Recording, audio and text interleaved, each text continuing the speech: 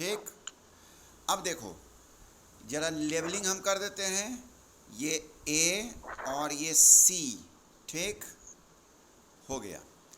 अब आप अगर ध्यान दें तो स्नेल्स लॉ हमको बताता ये है, स्नेल्स लॉ, कि इसमें अगर हम इधर से जा रहे हैं, वाटर से एयर की ओर जा रहे हैं, तो हम इसको ऐसे लिखते हैं, वाटर, समझाने के लिए हम एकदम टुकड़ा में बोल रहे हैं, water to air, water to air. तो स्नेल लॉ लगेगा sine i by sine r. देखो बहुत अच्छा लगेगा ये बात जो हम बताना चाह रहे हैं, डब्लू वाटर टू एयर, तो साइन आई, ठीक, जो वाटर है तो साइन आई, एयर है तो साइन आर, मतलब जिसमें जा रहा है वो आर, जिससे जा रहा है, जिससे निकल रहा है that is sine I. Okay, लेकिन एक बात यहाँ पूछना चाहेंगे, एक्चुअली तो रिफ्रैक्शन ऊपर हो रहा है, मुड़ रहा है, बात गौर करना, ऊपर की ओर मुड़ रहा है, तो हमसे कोई बात करेगा तो रिफ्रैक्टिव इंडेक्स ऑफ वाटर ना पूछेगा जी, रिफ्रैक्टिव इंडेक्स ऑफ क्या पूछेगा, वाटर पूछेगा। लेकिन यहाँ पर रिफ्रैक्टिव इंडेक्स किसका हो रहा है, air with respect to water हो रहा है। लेकिन आपसे जो बोला जाता है वो क्या पूछा जाता है, किसी मीडियम का, एयर का थोड़ा ही पूछा जाता है कि एयर है ना। तो अब देखो फिलहाल हम यहाँ पर साइन आई को लिखना चाहें, साइन आई अगर आप गौर कीजिए तो आप लोग तेज हो गए हैं भाई, मैथ्स में ट्रिग्नोमेट्री भी पढ़ लिए हैं, आप लोग का ख़त्म हो चुका है। साइन आई बराबर होता है पी बाई एच, जानते हो ना, साइन थीटा। तो पी हमारा हो गया ए सी, पी हो गया हमारा ए सी, और एच क्या हो गया निशांत, हाइपोटेनस सर, अरे ओ सी, हाँ ठीक। साइन आर अगर गौर करें, साइन आर ये छोटा सा ट्राइंगल जो दिख रहा है हमको, तो पी कौन हुआ हमारा, ए सी, और ये क्या हुआ, आई सी, आई सी ना हुआ जी, हाँ, तो ए सी बाई आई सी, ठीक जा रहे हैं ना। यस सर, ए सी कैंसिल, कट गया, आई सी बाई ओ सी। अब जरा देखो, यानी हमारा डब्ल्यू एन ए जो हुआ है वो आया है हमको I C by O C, I C by O C. Okay, अब देखिए जरा, ये आप बहुत दूर लिए हैं, ये इतना तो दूर दूर होता नहीं है, तो हम लोग डायग्राम बनाते हैं, तो मान के चलो कि सी ए के बहुत करीब था, ठीक है, यस सर, मान के चलेंगे कि सी ए के बहुत करीब था, तो सी जब ए से सट जाएगा, गौर कीजिएगा, सी जब ए से सट जाएगा तो ये आई सी जो होगा वो क्या हो जाएगा, आई ए हो जाएगा। आई ए, सी जब ए पे ही, हाँ, सी जब ए पे सट ही गया तो फिर सी का अस्तित्व क्या रहा, है ना।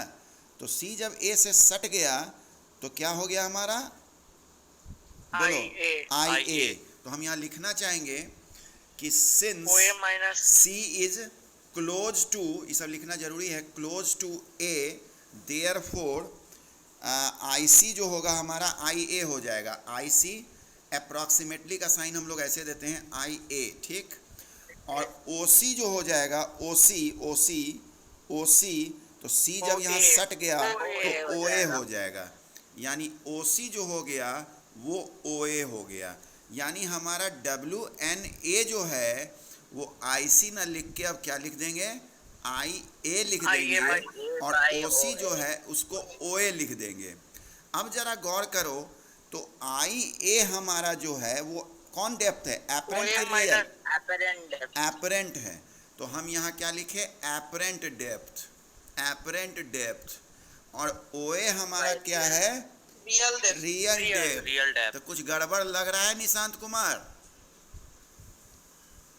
नहीं सर, गड़बड़ कुछ नहीं है, मैं पहले ही बता चुका था कि आप finally refractive index of water निकालते हैं, तो तो ये रेसिप्रोकल, तो उसका रेसिप्रोकल ये जो WNA जो होगा वो अगर हम ANW निकालेंगे तो हम आज से 1 महीना पहले बताए हैं कि रेसिप्रोकल होता है ना, प्रिंसिपल ऑफ रिवर्सिबिलिटी के तहत।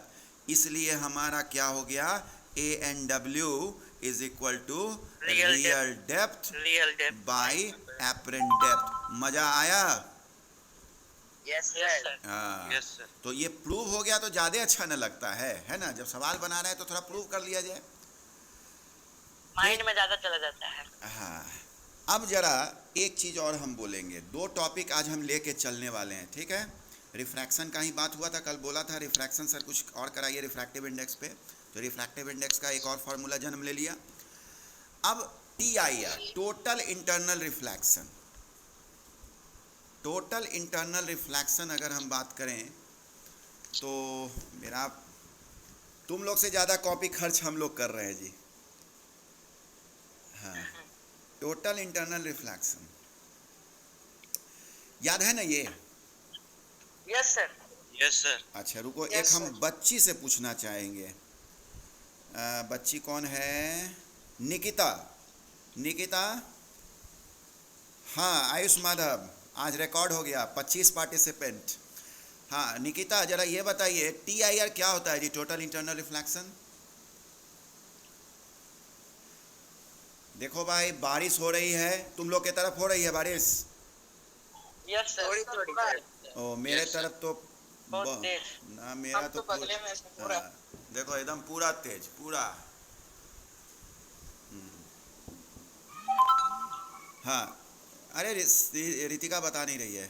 तो ये टोटल इंटरनल रिफ्लेक्शन यही होता है कि पहला रे है तो सीधा चला गया, ठीक?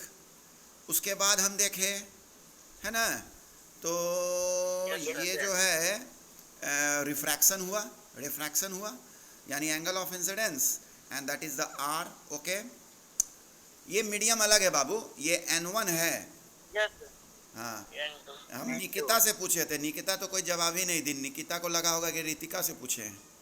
चलो, तो इतना ज्यादा रिफ्रैक्शन हो जाएगा कि रिफ्लेक्टेड रे बन जाएगा पूरा। हाँ, इसीलिए नाम पड़ गया रिफ्लेक्शन, क्योंकि वापस उसी मीडियम में चला गया।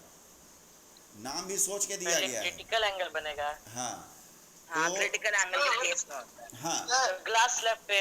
हाँ, क्या सर, लेकिन हमको ये नहीं समझ में आता है सर, डेजर्ट सब में कैसे काम करता है? वहाँ 2 मीडियम कौन सा है? 2 मीडियम, अरे डेजर्ट एरिया में देखो, डेजर्ट एरिया में पैराबोलिक बनता है। हाँ, डेजर्ट कहीं वाटर रहता है तभी बनता है, या तो ड्रॉपलेट के फॉर्म में रहेगा या ओएसिस से बनता है। डेजर्ट एरिया में मीडियम इसलिए 2 हो जाता है कि वहाँ गर्मी बहुत होती है, इस कारण से जो एयर सरफेस पे है तो क्या होता है कि नीचे वाला एयर का डेंसिटी और ऊपर वाला का डेंसिटी वैरी करने लगता है, समझ गए? वो हम डायग्राम बना सुने भी थे। हाँ, डायग्राम बना के हम बता देंगे, उसको मिराज कहते हैं, मिराज।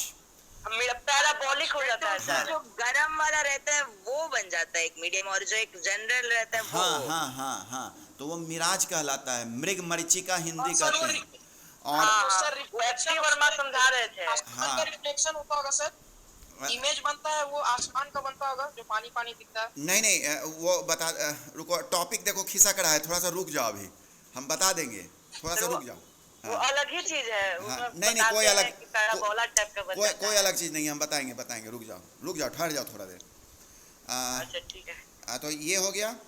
अब देखो, ये और जब इधर गया, ठीक, रे तो बहुत सारा निकलेगा, तो इस समय क्या पाया गया कि जो रिफ्रैक्टेड रे था वो 90 डिग्री बना लिया, तो उस समय का जो एंगल ऑफ इंसिडेंस कहलाया, दैट इज क्रिटिकल एंगल। गौर कीजिएगा, this is the medium 1, this is the medium 2, ठीक, क्रिटिकल एंगल।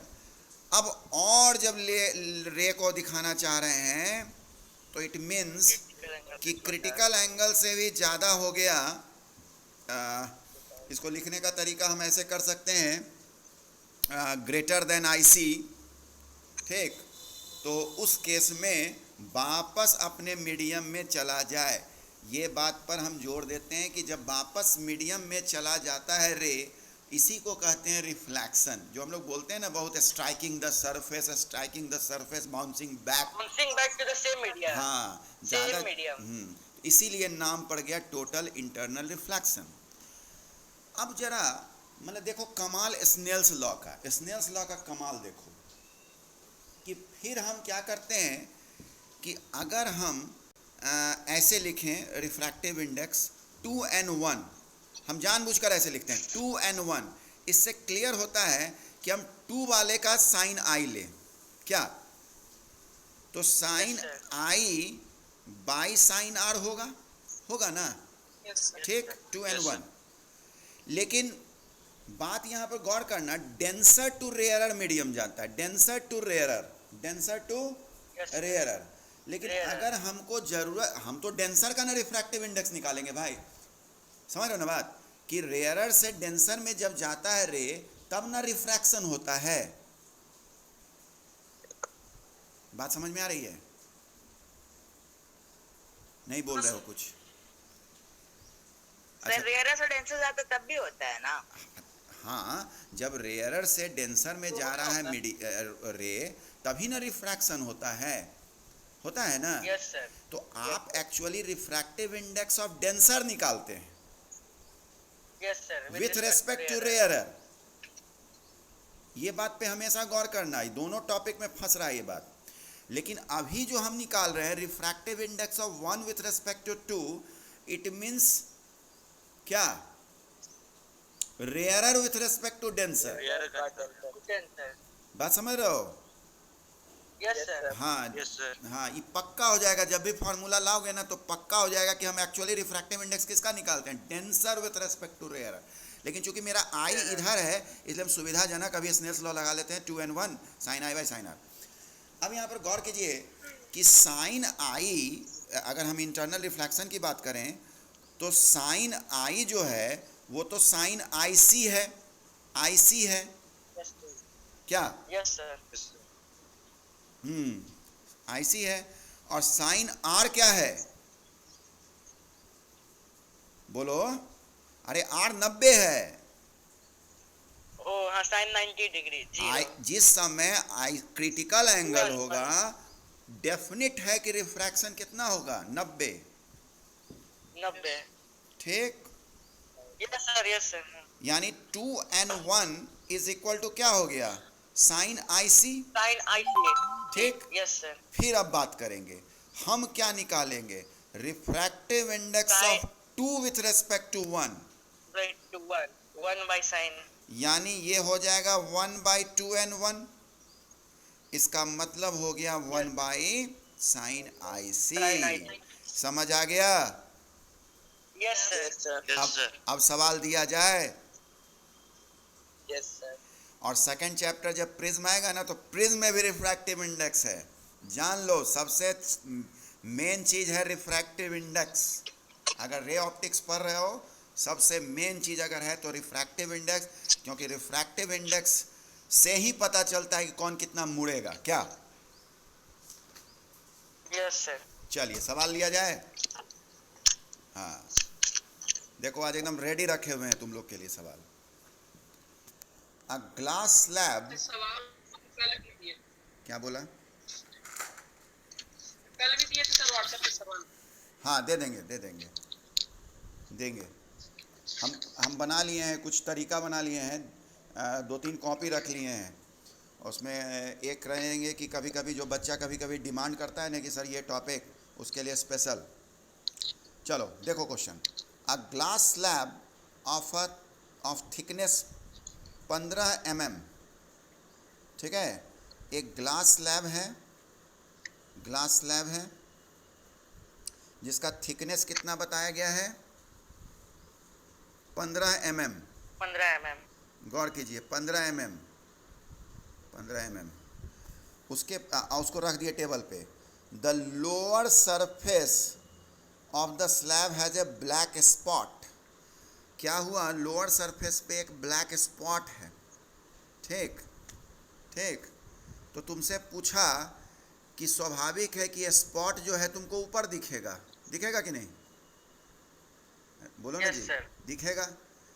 तो वही तुमसे पूछ रहा है कि कितना कितना गहराई में दिखेगा तुमको, मतलब या जैसे भी बोलो, पूछ रहा है कि at what depth from the upper surface the spot appear when viewed from above.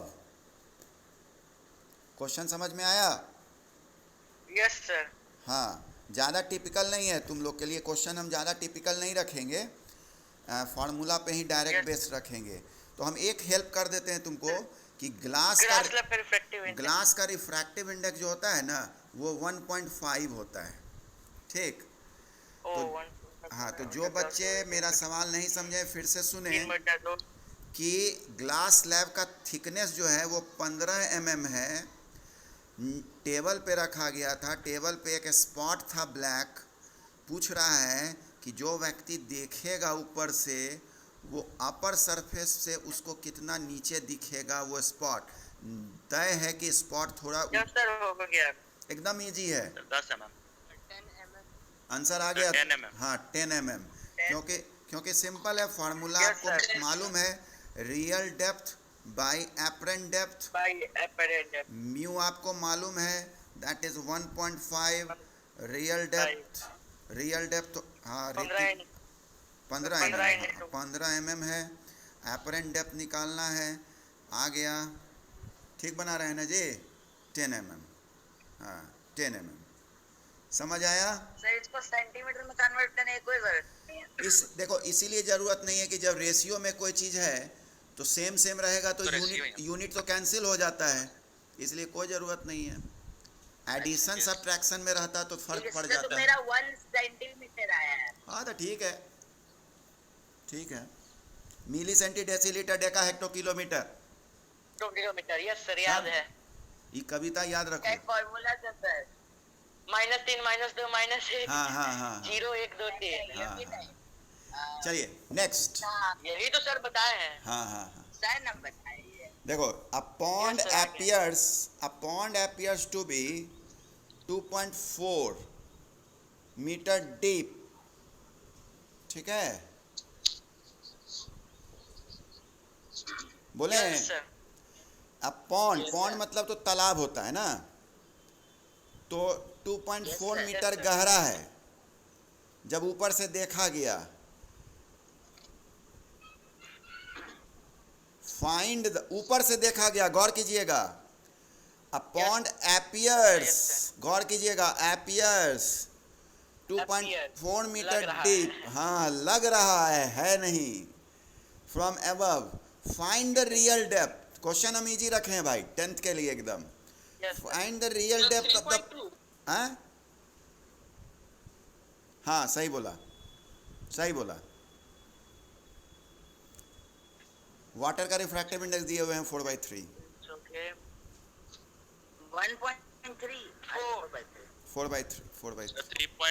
3.2 good. Yes sir 3.2। हाँ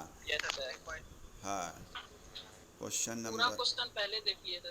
हाँ अभी असल बात है ऋषभ अभी पूरा सो रहा होगा, तो अभी मतलब क्लास में जगा रहता है एकदम। ऐसे दिक्कत हो जाता था 6 घंटा स्कूल में, है ना ऋषभ? क्वेश्चन नंबर 2 में एपरेंट डेप्थ हो गया ना जी, एपरेंट डेप्थ हो गया तुम्हारा 2.4। क्या बोलते नहीं हो जी? हैं? अरे बोल क्यों नहीं रहा है? रियल अटक गए थे। ओ हम अटक गए। Oh yes sir. तो म्यू इज इक्वल टू हम क्या जानते हैं, real depth by apparent depth, है ना? तो म्यू हमारा दिया हुआ है 4/3, रियल डेप्थ फाइंड आउट करना है। एपरेंट डेप्थ हो गया 2.4। कुछ बच्चे से अगर दिक्कत हुआ होगा कि वो रियल डेप्थ ही ले लिया होगा 2.4, तो हम बहुत गौर से बताएं आपको कि एपियर्स टू बी, एपियर मतलब ही हो गया एपरेंट, है ना? तो 3.8 जोड़ दिए थे। हाँ जोड़ दिए थे हम, 3.2 मीटर। 3.2। चलिए नेक्स्ट सवाल लो। ये वाला तीसरा लो पहले। Find the value of critical angle. For glass water interface. दिख रहा है पूरा सवाल? एक मिनट रुको, रखने दो हमको, कुछ रखने दो, उड़ रहा है। एक मिनट पेज पलटिए ना। पेज पलटे? सच्ची वो हाँ अब ठीक है ना? तीसरा देखना, तीसरा छोटा वाला। Find the value of critical angle for glass water interface given refractive index of glass. कैसे कैसे दिया गया देख लो। ए म्यू जी दिया, ब्लर आ रहा है। ब्लड आ रहा है, एक मिनट, कैसे हाँ तो पढ़ लीजिए सर, आप समझ में आ जाएगा सर। हाँ अब आ रहा है सही। 3/2 ए म्यू जी 3/2 दिया हुआ, 4/3। ए म्यू डब्ल्यू दिया हुआ 4/3। क्वेश्चन जरा देखो, find the value of critical angle. उतना लिखने का जरूरी नहीं है, I C is equal to what लिख दो, ठीक है? I C is equal to what for glass water interface.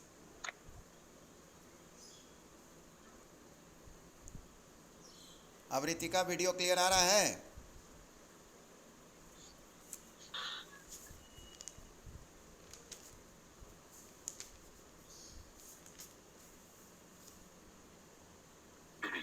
Briefing कर दें क्या क्वेश्चन का? ब्रीफिंग कर देते हैं। ब्रीफिंग यही है कि आपको ग्लास वाटर इंटरफेस, मतलब ग्लास और वाटर इंटरफेस का क्रिटिकल एंगल निकालना है, यानी I C is equal to what. और आपको डेटा दिया हुआ है A mu G is equal to 3/2 and A mu W is equal to 4/3। ठीक है, तो बनाइए, अभी तो हम दिए हैं आपको।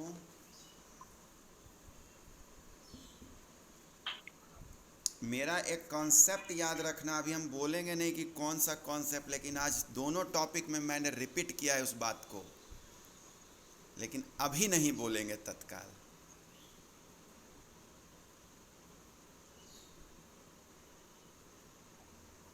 हमको समझ में नहीं आ रहा है, हमको लग रहा है डेटा बेकार में दिया हुआ है। sin ci is equal to 3/2 आ रहा है और फिर उसका वैल्यू क्या पता नहीं। देखो पहला बात, अच्छा जरा सा निशान से भी सुनना चाहे क्या बोल रहा है। सबसे अच्छा ऋषभ बोला कि डेटा, ऋषभ वैल्यू तो है ही नहीं, √3/2 नहीं, सबसे अच्छा जवाब हमको ऋषभ का साइन इनवर्स। और जब ऐसे आगे तो साइन इनवर्स ऑफ जो तुम्हारा आंसर है उससे कर दो। हाँ, वो तो उसके लिए कोई दिक्कत नहीं है। जैसे मान लो साइन थीटा बराबर कुछ भी आया 2/4 आया, तो उसके लिए चिंता मत करना, थीटा बराबर साइन, बस ऐसे कर दिया जाता है, वो कोई बड़ा बात नहीं है। हाँ तो चलो, हम यहाँ पर आपको फिर तीसरे बार ये जोड़ दे रहे हैं इस बात पे कि रिफ्रैक्टिव इंडेक्स डेंसर का निकाला जाता है। ठीक, तो यहाँ ग्लास वाटर इंटरफेस है ना, तो हम क्या करेंगे कि refractive index of glass with respect to water निकालेंगे। पहला बात, यही तो पेच है जी इस सवाल में, जो हम बार बार बोल रहे थे। अभी हम रिफ्रैक्टिव इंडेक्स ऑफ किसका निकालेंगे? Glass with respect to water. ये पहला मुद्दा है। कौन डेंसर है? 9/8 ग्लास 9/8 तो आ ही रहा है। हाँ पहले सुन लो ये बात, glass with respect to water. तो जैसे हम glass with respect to water निकालेंगे, गौर कीजिएगा, glass with respect to water, तो इसका फॉर्मूला याद होगा कि क्या करते थे, ANG बाई ANW। हम ये पहले भी बोले थे कि ये फॉर्मूला नहीं है, शब्दों का खेल है। Refractive index of glass with respect to water, तो हुआ ना glass with respect to water. ठीक, अब देखो डेटा फालतू है जी, डेटा एकदम नहीं फालतू है। 3/2 3/2 4/3 और ये हो गया 4/3, 4/3, ठीक। 9/8 कितना आ जाएगा? 9/8, 9/8 9/8 आ जाएगा, ठीक। 9/8 आ गया। अब हम क्या करेंगे, जब हम लेंगे क्रिटिकल एंगल का फॉर्मूला, तो याद करो कि हमको तो रिफ्रैक्टिव इंडेक्स ऑफ ग्लास लेना है, ये हमेशा याद रखना। डेंसर, कंपैरेटिव स्टडी, तो refractive index of glass with respect to water जब लेंगे तो वो हो जाएगा 1/I sin C, 1/sin IC। Therefore sine IC is equal to हो जाएगा 1/WNG, इसलिए हो जाएगा 1/9/8 ना आया, sin inverse 9/8, तो ये 8/9 पलट गया 8/9। इसका मतलब हुआ Sin कि inverse IC is equal to sine inverse 8/9। मजेदार लगा? यस सर तब मेरा तुम लोग जैसे 9/8 तक चले गए थे, उसके बाद नहीं लगा हाँ, पाए IC वाला। तो आप जब बनाना शुरू किए ना सर, तो मेरा भी 9/8 आ गया उसके बाद। तो वही हाँ, तुम लोग मेरा इस बात 9/8 होगा। देखो, इस बात को हमेशा याद रखना, ये बुक में नहीं लिखा हुआ मिलेगा। रिफ्रैक्टिव इंडेक्स वाला जो हम बार बार दे रहे हैं तुमको जोड़, आप एक प्रूफ भी देखिएगा बुक में, तो लिखता उखता नहीं है, डायरेक्ट उलट पलट कर देता है ना। तो आपको यहाँ ध्यान रखना है हाँ सर। कि रिफ्रैक्टिव इंडेक्स क्या करना है, कंपैरेटिव स्टडी करना है। अगर ग्लास वाटर है तो किसका निकालेंगे? ग्लास का, डेंसर का लेना। ठीक। क्लास का तो ये सब बातें थी, और भी मेरे पास सवाल है ना। जिसका हाई होगा क्या हुआ? क्या वैभव? सर। हाँ सर कल आप एक क्वेश्चन भेजे सर, वो बताइए ना। कौन सा? A glass ray of wavelength 7200 angstrom goes from glass. Mu दिया हुआ है ग्लास का, वाटर का भी म्यू दिया हुआ है। Find the wavelength of reflected. Wavelength medium होता है, वेवलेंथ बाय एयर, हाँ wavelength of light in air by refractive index of medium. हाँ, बस वेवलेंथ का कॉन्सेप्ट है, छोड़ दो उसको, छोड़ दो, नहीं बनाओ, क्योंकि वो भी बताएंगे तब बनाना। एक सवाल उसमें होगा, बना लिए सर, आंसर बताइए ना। आंसर तो भाई अभी अब ढूंढना पड़ जाएगा। सर ठीक है, हम बाद में देख लेंगे। बताइएगा उसको। हाँ। सर ये बोल रहा था कि जब भी किसी का रिफ्रैक्टिव इंडेक्स दिया हो दो मीडियम का, तो उसमें पहले डेंसर वाले का विद रिस्पेक्ट टू रेयरर वाला निकाल देंगे। हाँ, refractive index of denser with respect to rarer, यही करना होता है। और ये जो सवाल ऋषभ जो बोल रहा है ना, उसमें कहा जाता है कि जब आप रे को किसी एक मीडियम से दूसरे मीडियम में ले जाते हैं तो frequency does not change, frequency does not change, velocity and wavelength change. तो जब वेलोसिटी चेंज किया तो इसका मतलब वेवलेंथ हो गया। तो रिफ्रैक्टिव इंडेक्स का फार्मूला होता है कि velocity in medium 1 to velocity in medium 2, ठीक। तो v is equal to f lambda हो जाएगा, यानी f lambda 1 by f lambda 2, f cancel हो जाएगा, देयरफॉर फार्मूला हो जाएगा लैम्डा 1/2। ओहो,